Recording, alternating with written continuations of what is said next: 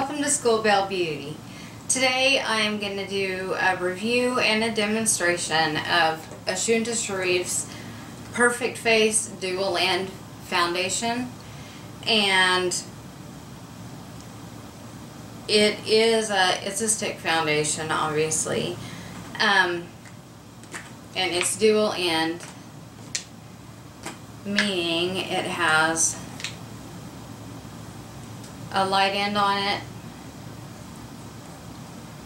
and a dark end on it. So what I'm going to do is I'm just going to get started with the application process and show, and I have gone through many different things trying to see what the best way, and I'm going to show you what I have found to be the best way to apply this. So when I first start putting it on, you're going to be going, whoa, that's way too dark, and it actually kind of looks like it really is. My face has already been primed and all that jazz, so let's just get started. Now I'm just going to put the dark parts on the outer perimeter, and then I do bring foundation down on my neck because, as I've mentioned before, I've got scarring on my neck. And then I'm going to turn to the light side, and I'm going to put that where I would normally highlight, down my nose, in this triangular area. A little here, a little on my chin. I'm going to put a little light in here just to kind of mix with the dark.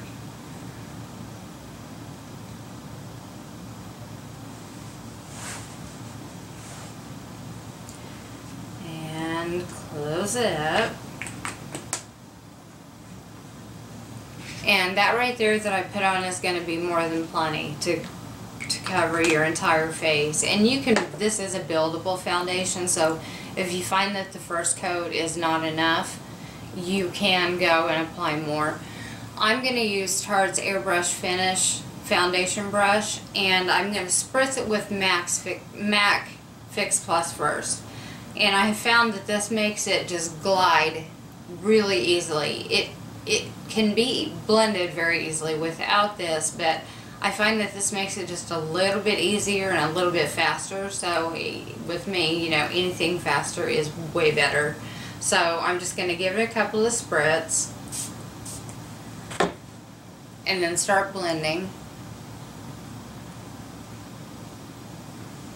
Better get my handheld mirror so I don't keep turning away.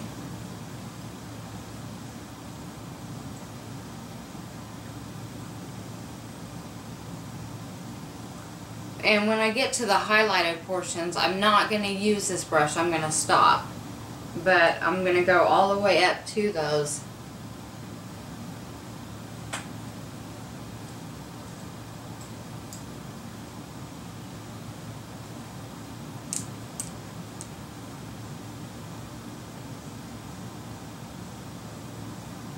And I'm going to go ahead and bring this down on my chest just a little bit since it's showing, to make sure that it kind of all blends. And if you feel that your brush is getting a little bit too dry, it's okay to go ahead and give it another spritz. It's fine. Because I found that this does not affect the wearability or the application of the foundation, other than just making it blend easier.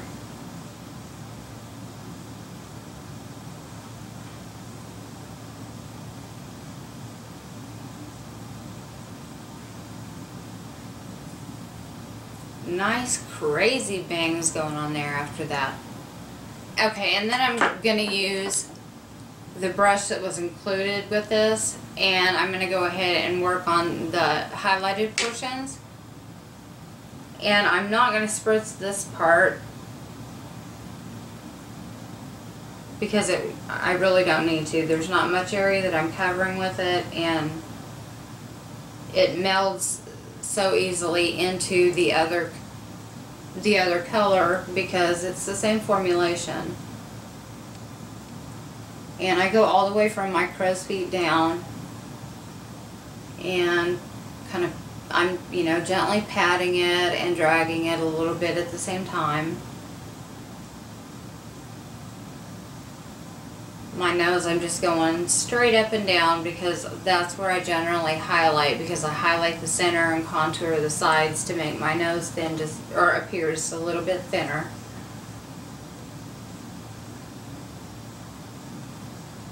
And kind of look and see if you've missed anything. And that is all as far as the application goes. So I'm going to pause the camera and finish the rest of my makeup, and then I will come back for the review part of this video. Be right back. Okay, and this is the finished result after I've got all my makeup on. I will bring in, if I can go the right way, I'll bring in a little closer so you can see. It does have a very nice finish. I do recommend setting it with some kind of a light powder, just because of the formulation of it being a stick. It's, you know, a real thick cream, so it's going to be more greasy. It's going to have more tendency to maybe slide off if you sweat, because it doesn't claim to be long wearing. If you have extremely oily skin, I don't know that I would try this. You can, because QVC has a wonderful return policy. They even send you return shipping labels with every order that you make, just in case you don't like what you ordered. So, you know, you might still want to give it a shot, because if you set it correctly and you prime underneath correctly, you might not have a problem at all with it.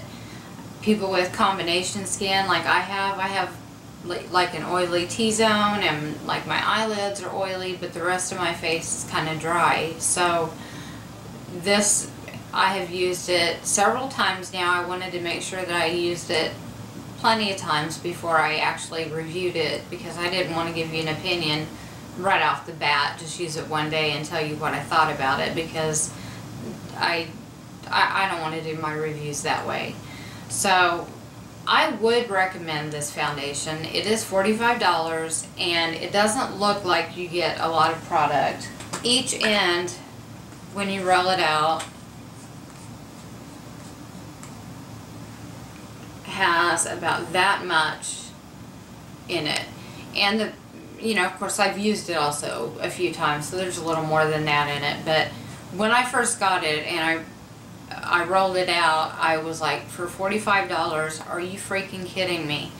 But when I realized how very little you have to use with this, I realized that it's not that much more expensive than the other foundations that I use. So I would give it definitely a 2 thumbs up. I love this stuff. You know, I'm not going to use it on a daily basis because I have other foundations. I like to change it up, but I would definitely recommend this foundation to anyone. Just give it a try, and like I said, go through QVC, and if you don't like it, return it and get your money back. Instead of putting everything that I put on my face down in the description bar, I'm just going to tell you what I did. I did what I normally do, is I topped this area after I used my Benefit Erase Paste with my Too Faced Primed and Poreless Powder. And then I set the rest of my face with my Lorac Perfection Baked Perfecting Powder. And for my contouring, my blushing, sorry, big brain fart, and my highlighting, I used the MAC's new Antonio Lopez collection. And the one that I used today is in Coral. The iridescent powder, the part that I used to make it kind of dewy, is called Star. The blush is called Passion for Color, and the contour powder is called Smooth Harmony. And the packaging, it's so adorable. I love this stuff. I got 2 of them. I got this one and the pink one. And it just slides over like that, and you've got your bronzer here and your highlighter and your blush here. And on camera that's showing that pink, but in real life that is a very, very true coral.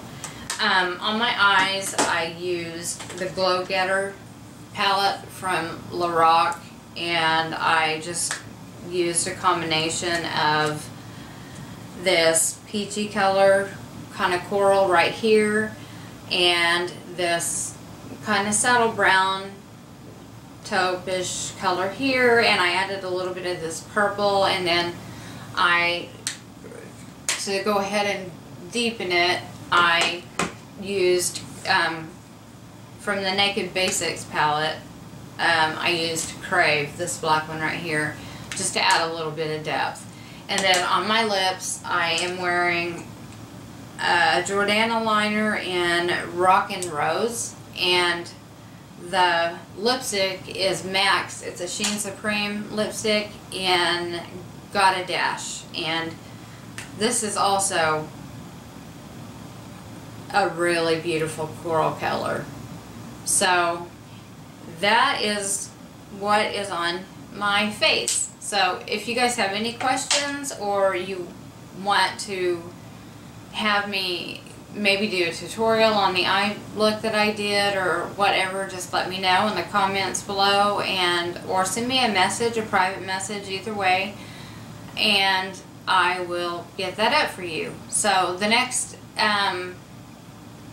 video that I'm going to put up is, I cannot remember which cover of which magazine cover this was on, but Katy Perry she did a cover shoot for a fashion magazine, and I'm going to recreate that look for you. So be watching for that to come up, and I will see you guys in the next video.